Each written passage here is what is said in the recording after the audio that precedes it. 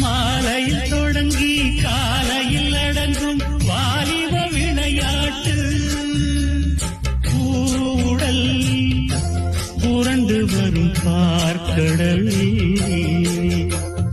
தீண்டினாள் என்னை தூண்டினாள் அவள் வலைகளை விரித்ததும் நானும் விழுந்தேன்.